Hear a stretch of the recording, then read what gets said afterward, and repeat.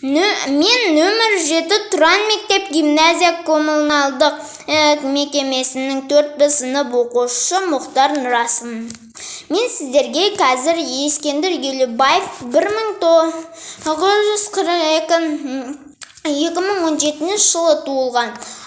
Мен қазір сіздерге сол Ескендір Елубаевтың Дарқан жер деген өлеңін оқып берем. Ол Қордай ауданы облысында туылған. Ол балаларға арнап көптеген шығармаларды жазған, журналдар бар оның көптеген.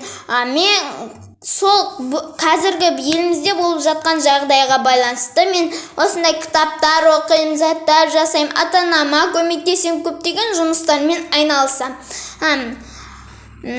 Ескендір Елубаевтың Дарқан жер деген оқып берем. Дарқан жер, бала қандар біл таныс, басым бұрап күнге алыс, өскен мынау күнбағыс, ұзын тұра болмағыз, егіп қойды мұны күн, жерді бұлар күні түн,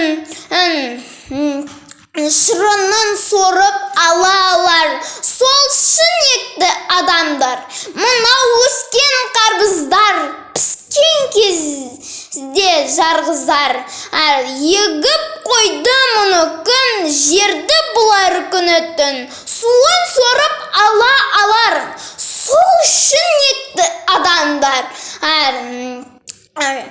мынау өскен сарымсақ, тез шығады барынсап, егіп қойды мұны күн, жерді бұлар күні түн, ашысын сорып ала алар, сол шынекті адамдар, мынау өскен жусандар, сыпырғыш қып бусаңдар, егіп қойды мұны күн, жерді бұлар күні түн, қош иісін сорып ала алар, өсін